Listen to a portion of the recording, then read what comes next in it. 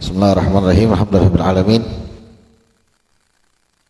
Allahumma shalli ala sayyidina Muhammadin al-fatih lima ughliqa wal khatim lima sabaq nasrul haqq bil haqq wal hadi ila siratikal mustaqim wa ala alihi wa sahbihi haqqa qadrihi wa miqdarihi al-'azim.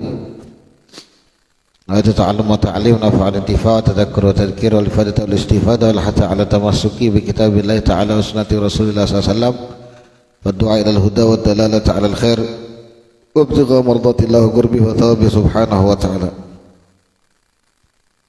اللهم لا سهل إلا ما جعلته سهلا وأنت تجعل الحزن إذا شئت سهلا. اللهم سهل لنا حفظ العلوم وهب لنا وسع الفهوم جهنا بك المعصوم. اللهم أغننا بالعلم وزينا بالحلم وأكرمنا بالتقوى وجملنا بالعافية. اللهم ارزقنا فهم النبيين وحفظ المرسلين وإلهام الملائكة المقربين وصلى الله عليه وسلم. الحمد لله رب العالمين. Alhamdulillah, Allah masih izinkan kita lagi sama-sama untuk belajar mengambil manfaat dari peninggalan-peninggalan ulama-ulama orang saleh, khususnya dari sisi akhlak.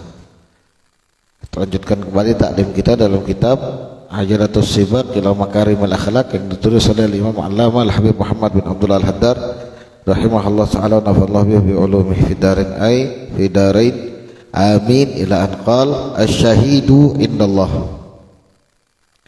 Sekarang kita masuk ke dalam pembahasan syahid di sisi Allah Subhanahu wa taala. Syahid di sisi Allah Subhanahu wa taala ini banyak maknanya. Cuma karena terakhir kita ngebahas tentang bab jihad. Jihad yang berarti berperang lawan musuh Islam, musuh-musuhnya Allah Subhanahu wa taala. Maka syahid di sini maksudnya orang-orang yang gugur di medan perang. Mereka-mereka yang gugur di medan perang, syahid. Daripada kaum muslimin kita akan berperang melawan orang-orang kafir, bukan sesama muslim. Itu masih baina. Sebab kata Nabi SAW, idzal taqal muslimani bi sayfayhima. Dua orang muslim bertemu dengan pedangnya, al-qatilul maqtul finnar, kata Nabi SAW. Orang yang membunuh atau yang dibunuh sama-sama di neraka. Itu kalau muslim ketemu muslim. Sahabat tanya, ya Rasulullah, al-qatil na'am na'rif, kita tahu kalau yang membunuh ini jelas gitu loh, dia di neraka. Tapi al-maqtul gak apa kata Nabi SAW. Orang yang dibunuh apa sebabnya?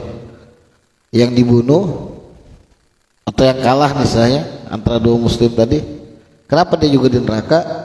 Wa kana hirsan ala qatli akhi, dia juga punya keinginan yang kuat untuk membunuh saudaranya, cuma dia kalah, beda nasib. Baik.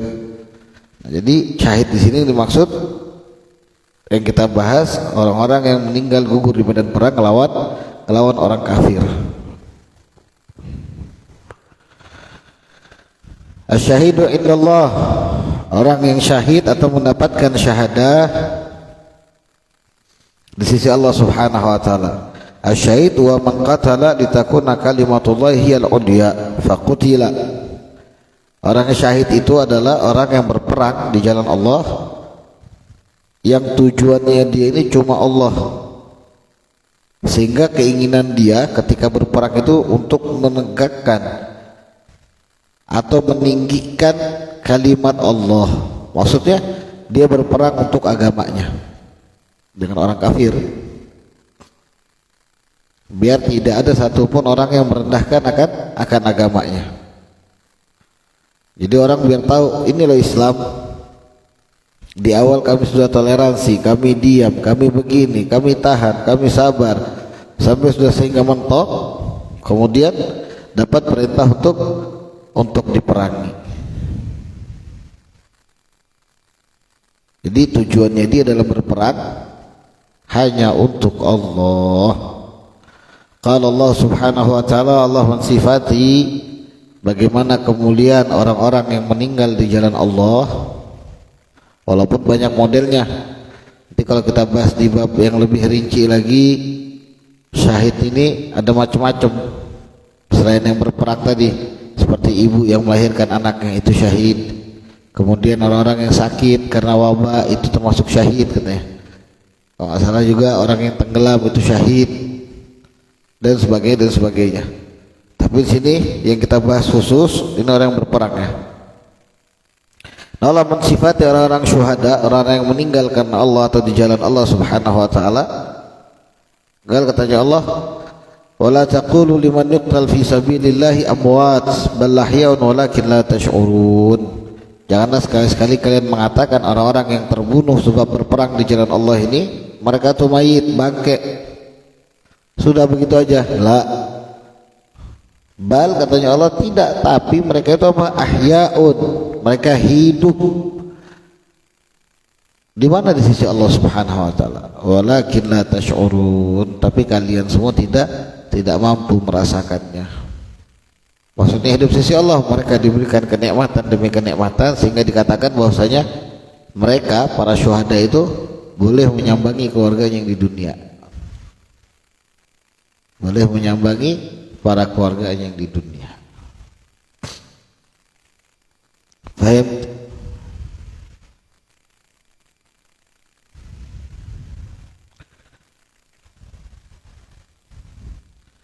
Terus kalau dia perang sesama muslim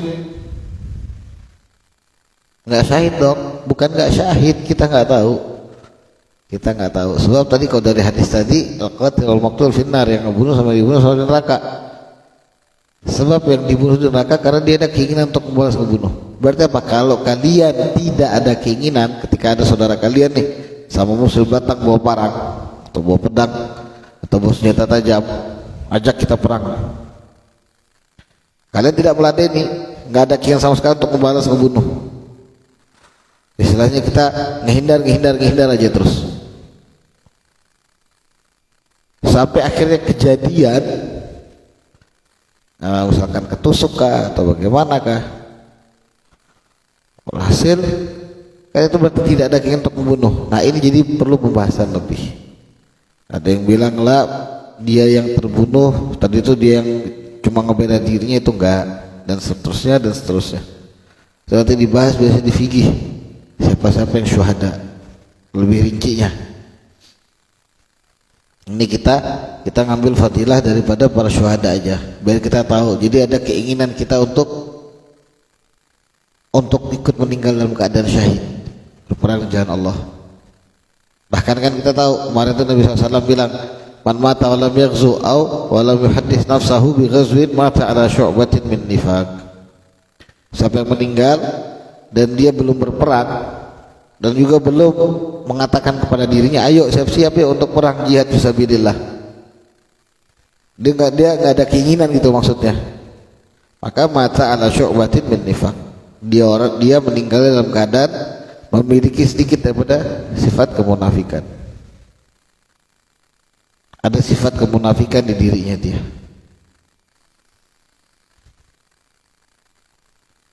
Nanti berpengaruh kemana? Nanti dibahas di bawahnya lagi. Qala sallallahu alaihi yajidu syahidu min masil qatli illa kama yajidu ahadukum min masil gursah. Kila girsah. Nabi SAW bersabda, tidaklah seseorang syahid yang meninggal karena berperang tadi itu di jalan Allah, dia kena tebasan atau dia kena penggal. Kata Nabi, yang mereka rasakan itu sehingga dalam kubur itu mereka minta dikembalikan lagi ke dunia. Apa? Ya mereka rasakan, kata Nabi, seperti yang kalian rasakan saat dicubit aja. Sakit tapi nggak parah gitu loh. Itu yang mereka rasakan saat mereka berperang. Saat mereka berperang, sehingga mereka minta sama Allah, ya Allah kembalikan saya ke dunia, saya pengen ikut perang lagi. Saya ingin ikut perang lagi, saya pengen ikut perang lagi, saya pengen meninggal di fisabilillah. Saya pengen meninggal fisabilillah. Itu bagi mereka para syuhada. Kita ngeliatnya kan ngeri, wah ketusuk. Bahkan sampai kalau kita baca sirah itu zaman Nabi ada yang sampai 30 tusukan pedang, 15, 20, ada yang katanya 70, depan belakang semua penuh. Maksudnya apa? Hampir setiap inci di badannya ini ada tusukan-tusukan, sabetan-sabetan pedang semua. Itu mungkin karena para sahabat ini kalau sudah ikut sama Nabi SAW, zahiran wa batinan, mereka terserah apa kata Nabi. Sehingga mereka ketika angkat pedang, mereka sudah siap, mereka tahu yang perempuan sudah siap jadi jandanya para syuhada, mereka yang ikut sama Nabi pun sudah siap untuk apa? Untuk jadi syuhada. Untuk jadi syuhada. Wa qala sallallahu alaihi wasallam, dan Nabi SAW bersabda, "Wallazi nafsu Muhammadin biyadihi," demi Allah yang jiwaku di tangannya, kata Nabi, "Lawaditu an aghzuwa fi sabilillah fa aqtulu thumma aghzuwa fa uqtalu." Kata Nabi, demi Allah yang jiwaku di tangannya, aku tuh pengen banget berperang fi sabilillah, aku ngebunuh, kemudian menang, maksudnya habis berperang lagi, mau jadi gak ada berhenti dari perang gitu loh. Fa'uqtal, sampai aku yang terbunuh. Itu kayak itu, istilah saking besarnya Allah memberikan pahala bagi orang yang berjihad di jalan Allah Subhanahu wa taala. Kedudukannya begitu besar, begitu tinggi di hadapan Allah Subhanahu wa taala.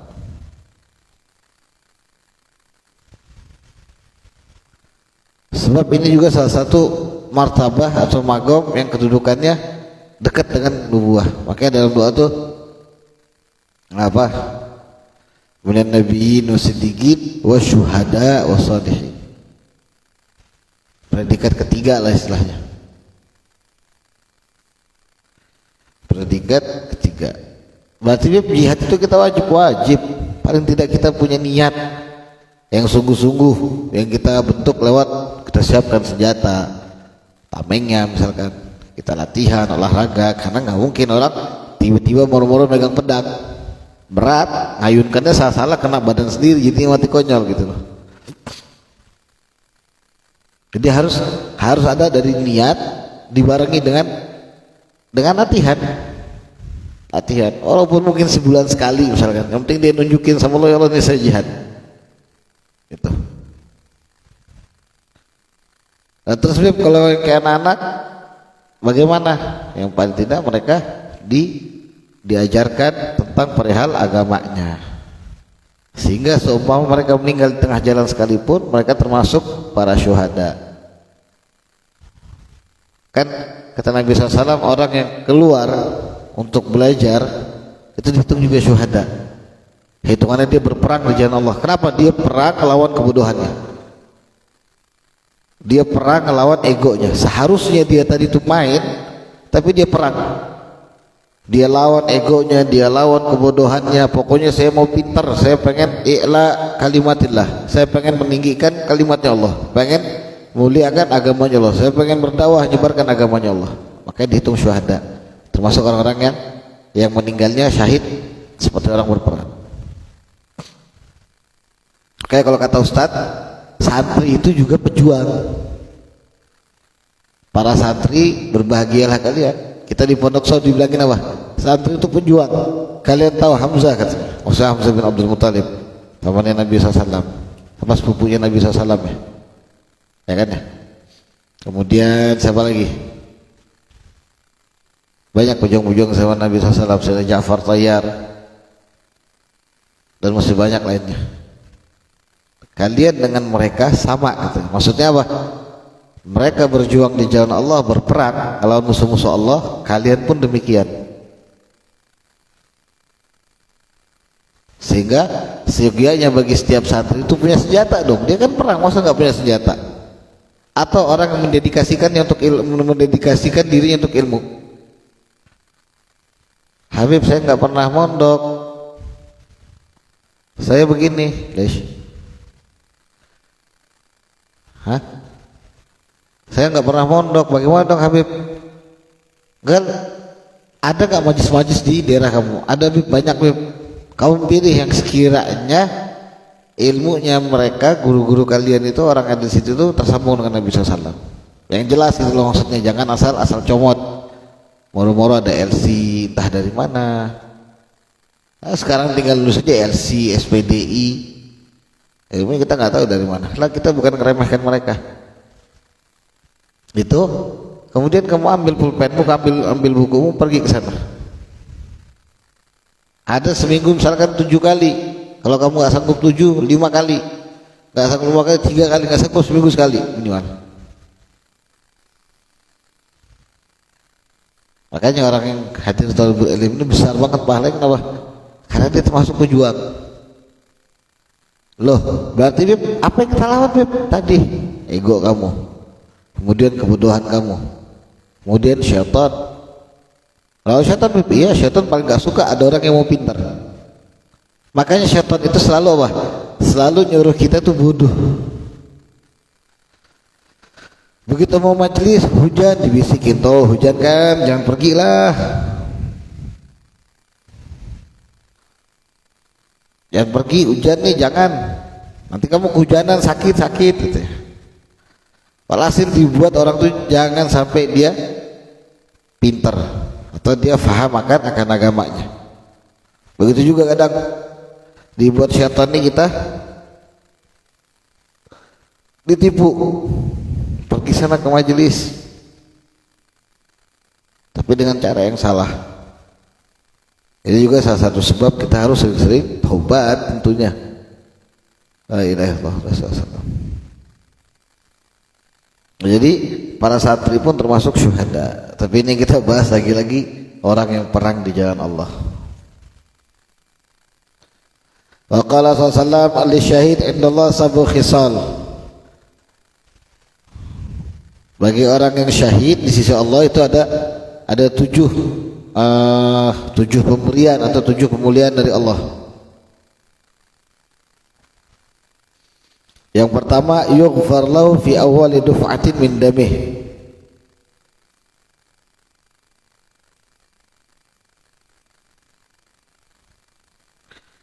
Allah langsung ampunkan seluruh dosanya di awal pukulan atau apa? Di awal apa ngucurnya darahnya dia. Jadi waktu dia perang atau dia terpesak sedikit ya, belum mati nih, belum sampai meninggal, iya, belum sampai meninggal, tapi udah mulai beset badannya, itu udah diampunkan sama semua dosanya sehingga dia bersih. Baru dia mati sudah habis, nggak punya apa-apa lagi.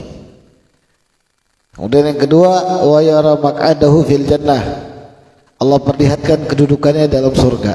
Makanya banyak para syuhada itu mereka saat meninggal dalam keadaan senyum, matanya nggak ketutup. Jadi dia sambil ngeliat ke atas gini nih, senyum biasanya karena dia sudah ngeliat tempatnya. La ilaha illallah. Istimewa para syuhada nih. Tapi ingat, bukan yang membunuh diri itu syuhada, itu mati konyol. Kita sangat-sangat apa? Sama perbuatannya kita nggak ada simpati sama sekali. Justru kita kasihan sama orangnya. Kamu sudah mati konyol, kamu ditipu. Wa hulatul iman, kemudian dia dipakaikan pakaian keimanan.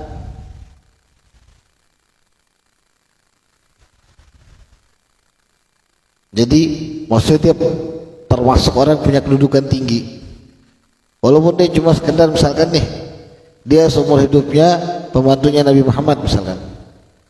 Maksudnya dia orang bodoh, dia bukan seperti sahabat-sahabat yang bisa ngajar. Tapi ketika turun perintah jihad disuruh Nabi, dia nurut, dia ngikut, dia berjuang ke jalan Allah. Saat dia meninggal itu dipakai orang yang penuh iman, yang sempurna imannya. Berarti apa istilahnya? Dia pakai pakaian kerajaan gitu loh, kerajaan di surga.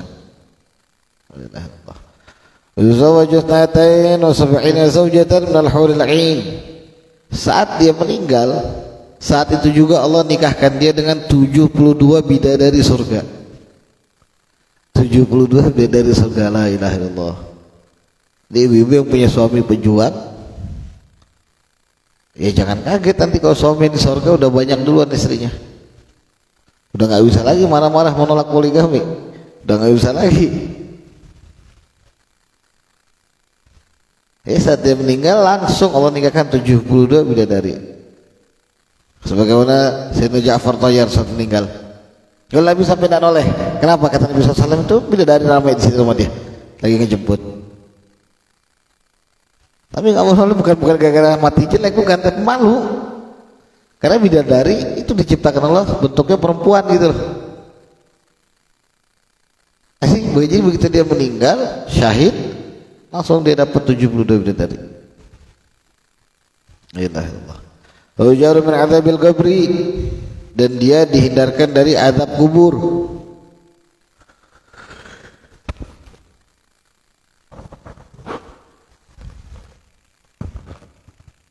Jadi apa? Dia dikubur sudah aman. Maksudnya ya nggak ada lagi fitnah kubur, nggak ditanya, malaikat nggak datangin dia, apalagi diadab. Gitu. Wa ya'manu minal fazail akbar, kemudian dia aman daripada ketakutan yang teramat dahsyat, yang paling besar. Ketakutan apa itu?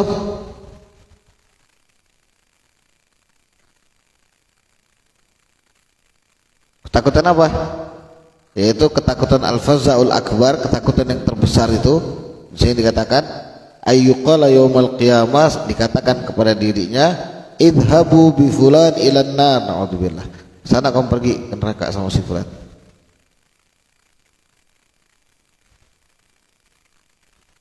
Nggak tahu apa sebabnya. Itu fazaul akbar. Ini yang banyak ditakutkan juga sama orang saleh. Amalnya ditolak Allah, berarti dia nggak ada apa sih istilahnya, nggak dipandang Allah sama sekali dengan pandangan rahmat. Susah pergi, silakan ke neraka. Nggak lihat Allah, saya di dunia saya sawam, saya kawam, saya ke neraka aja kamu. Nah ini yang sering abang bilang, amal itu jangan juga terlalu pede. Kadang-kadang kan kita sibuk, ini saya sudah ngerasa yash'ur annahu katsirul amal, dia ngerasa diri banyak amal. Akhirnya dia pandang saya sudah pantas di surga, sampai berani mandang orang lain dengan pandangan rendah.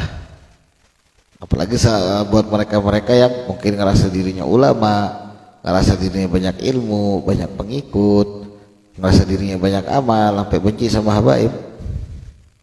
Seperti Habib Rizik dibenci Allah. Jadi nanti mereka bisa ngedapatin, mereka tidak akan aman dari fazaul akbar, na'udzubillah, semua na'udzubillah. Kan saya bilang anna rajulan zafana bin al-waqti wal magab qama wa shalla qama wa shoma. Ada orang hidupnya di dekat Ka'bah istilahnya, puasa, sholat, itu semua. Meninggal dalam keadaan benci sama keluarga Nabi, dakhalan nar, masuk neraka, kata Nabi sallallahu alaihi wasallam. Bahkan ada dikatakan kalau dia meninggal dalam keadaan benci dengan keluarga Nabi, mata Yahudian, meninggal dalam keadaan Yahudi, na'udzubillah semua na'udzubillah. Makanya Allah jangan sampai kita nanti nemuin al-fazaul akbar, na'udzubillah semua na'udzubillah. Kita sudah pede ini ngerasa, wah, zikir saya banyak, tasbih saya banyak, tahlil saya banyak, sholawat saya banyak, sedekah saya banyak, salat saya sempurna. Rasa kita begitu. Kemudian begitu di hadapan Allah, idhabu bi fulan dan nar, sana pergi kamu ke neraka.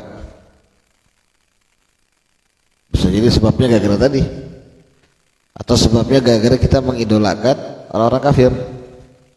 Loh kok bisa, Beb? Bisa. Dia rajin salat, rajin puasa, rajin ini itu semua, tapi yang dia idolakan ini, maaf, orang-orang kafir misalkan. Yang diidolakan misalkan Fir'aun, alasan dia mau Fir'aun tuh keren emang, Beb. Pembangunannya luar biasa, di zaman itu Mesir sampai bisa bangun piramid dengan pintu rahasia ini itu semua. Pokoknya dia idolakan. Dia tahu Firaun itu termasuk orang-orang yang jadikan pelajaran oleh Allah Subhanahu wa taala. Yang misalnya ini kamu kalau kayak dia bakal kekal abadi di neraka. Dia tahu tapi dia idolakan. Ada kan banyak orang muslim mengidolakan orang-orang kafir. Banyak banget. Sebab tadi idola doang loh ini, cintanya dia nih istilahnya, masuk neraka. Itu juga bisa jadi sebab. Kenapa diguli Nabi SAW? Karena sabda Nabi SAW, al-mar'u ma'aman ahab, au yuhsyarul mar'u ma'aman ahab. Orang dikumpulkan bersama dengan yang dia cintainya. Jadi kalau kita ngefans sama artis, ya carilah paling tidak dia muslim, ada harapan dia masuk surga gitu loh. Jadi kita ngumpul di surga. Kalau memang harus cinta sama artis, sama selain Nabi SAW, selain orang-orang saleh, gitu, paham? Jadi biar nanti sendanya kita masuknya ke surga juga. La ilaha illallah Muhammad Rasulullah SAW. Wa yudau ala ra'sihi tajul wagar al-yagutah minhu khairun minad dunya wa ma fiha. Kemudian diletakkan di atas kepalanya mahkota kemuliaan yang terbuat dari batu yakut yang lebih baik daripada dunia serta isinya. Jadi dia nanti datang itu sebagai istilahnya kelompoknya raja-raja. Ya salam. La ilaha illallah. Ini para syuhada, para pejuangnya Allah, para pejuangnya Nabi besar Muhammad sallallahu alaihi wasallam. Jadi pakaikan mahkota, ada hiasan dari batu yakut, yakut surga nih, yang lebih baik daripada dunia sama isinya. Alam semesta ini gak ada harganya kan, ditaruh di atas kepalanya para syuhada, bahkan lebih baik ini daripada dunia sama isinya. Kemudian yang terakhir sini dikatakan wa yushaffa'u fi sab'ina min ahli baitihi, dia boleh memberikan syafaat kepada 70 anggota keluarganya. Dia boleh memberikan syafaat kepada 70 anggota keluarganya. La ilaha illallah Rasulullah SAW.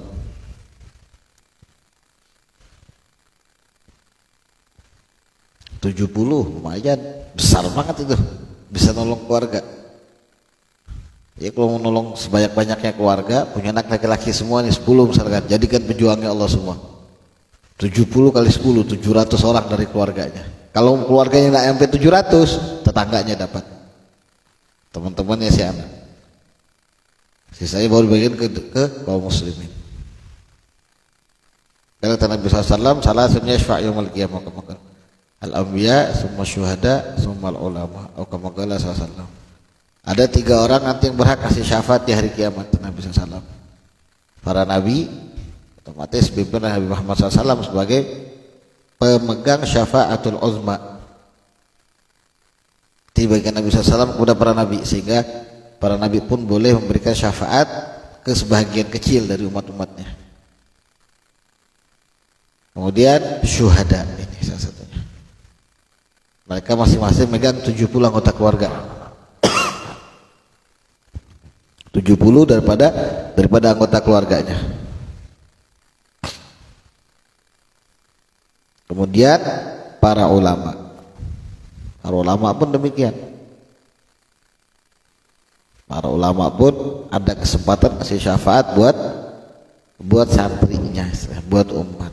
Dalam kitab Fathul Mukhtarah dikatakan ketika ada ulama sama abid, kalau sudah dikatakan demikian berarti yang satu ini ibadahnya B aja, maksudnya dalam artian tidak meninggalkan ibadah, cuma ya mungkin pas-pasan tapi dia alim sama abid. Jadi kalau ada perbandingan kan dengar yuqalil alim wal abid, ada alim sama abid, itu berarti apa? Si abid ini penuh dengan ibadah kesehariannya, sedangkan si ulama ini dia penuh dengan ilmu, sehingga dia beramal di waktu-waktu besar aja. Jadi dia mengumpulkan pahala itu waktu besar. Misalkan dia bangun sepertiga malam akhir, karena itu yang afdal katanya, dia bangun di akhir bukan di awal. Kalau abid dari awal sampai akhir, biasanya begitu. Kalau alim dia bangunnya di akhir-akhir, dia tahu sepertiga malam akhir itu waktu yang paling mustajab. Karena banyak orang-orang soleh pun di sepertiga akhir itu yang mereka emang benar-benar lebih ditekankan lagi. Makanya Nabi SAW pun demikian. Jadi gitu. Nah yuqalil alim walil abid, kalau buat orang yang ahli ibadah sana masuk surga. Buat para ulama stop. Hatta tashfa' min talamidatika walau balagha adaduhum nujumas sama. Salah stop katanya buat ulama nih. Stop, jangan ini dulu katanya, jangan masuk surga dulu. Loh kenapa? Kamu kasih syafaat dulu buat santri-santrimu, buat murid-muridmu, walaupun jumlah mereka sampai seperti bintang yang ada di langit. Jadi kedudukan para ulama itu, mereka warasatul anbiya. Mereka warasatul anbiya. Bahkan abang pernah baca hadis apa magalah gitu, saking luar biasanya orang dikatakan alimnya apa? Innallaha yuhibbu aliman wa in kana fasiqan. Allah tuh cinta sama ulama walaupun dia fasik masih. Fasik gimana? Dia masih melakukan perbuatan dosa. Mungkin dia masih nyeleneh, fatwanya masih banyak salah. Tapi setidaknya dia ulama. Itu masih Allah cintai daripada orang yang bodoh. Makanya sama ulama nggak boleh kita sampai berani ngehina. Walaupun dia berseberangan sama pemahaman kita. Walaupun misalkan kita suka maulid, dia nggak suka, ya sudah jangan dihina dianya gitu loh.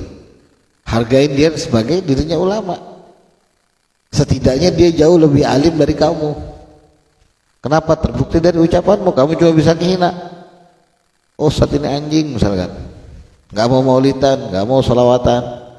Misal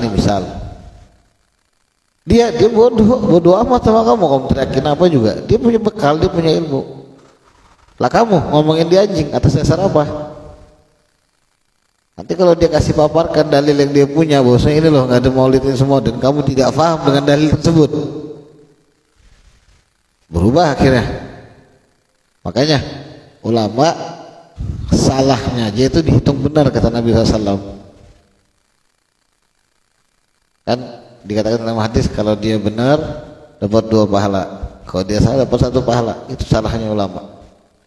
Jadi harus kita paling tidak deketin mereka para ulama. Harus dideketin, duduk sama mereka dengan harapan kita dipandang sebagai santrinya, sehingga nanti di hari kiamat pun kita berhak dapat syafaat juga dari mereka. Yang kita harapkan syafaatnya Nabi biasanya bagikan nih, kita bagikan ke sana, kita bagikan ke sana, kita bagikan ke sana. Itu sudah semua dikasih kerjaannya masing-masing sama Nabi, saya bagi-bagi syafaat, baru Nabi cari lagi yang belum dapat. Yang sekiranya dia nggak punya guru, dia nggak punya apa-apa gitu loh. Mungkin dia waktu semasa hidupnya dia minder. Itu. Makanya, alhamdulillah, walaupun kita kayak gini nih, model kayak abang ini begini, alhamdulillah abang punya guru ini orang hebat semua di hadapan Allah, dan harapan terbesar abang yakin kok, maksudnya dengan amal abang nggak bisa selamat, tapi abang punya guru orang hebat. Abang punya guru ini orang-orang yang dekat sama Allah. Jadi harapan terbesar itu apa? Nanti dapat syafaat dari beliau-beliau. Amin ya rabbal alamin. Jadi para syuhada pun demikian, mereka boleh memberikan syafaat kepada 70 orang daripada keluarganya saja. Itu kalau syuhada. Tapi kalau dia ulama bebas, maksudnya kepada orang-orang para santrinya. Wallahu a'lam bishawab. Mudah-mudahan tentang syahid atau syuhada bisa difahamin, dan mudah-mudahan Allah berikan kita semua syahadah, meninggal nanti dalam keadaan syahid di sisi Allah Subhanahu wa taala. Entah bagaimanapun caranya, modelnya, mudah-mudahan kita sebagai syuhada di sisi Allah, di pandangan Allah, dalam lingkup kasih sayangnya Allah. Benar beralamin. Sebab sebelum kita tutup nih, Nabi SAW, aktsarus syuhada min ummati ala firasyi kama qala sallallahu. Nanti kata Nabi SAW, banyaknya syuhada dari kalangan umatku itu dia meninggalnya bukan di perang, di atas kasur, entah dia lagi tidur atau rumah roboh atau kebanjiran tenggelam mati, dan seterusnya. Allah alam shawab.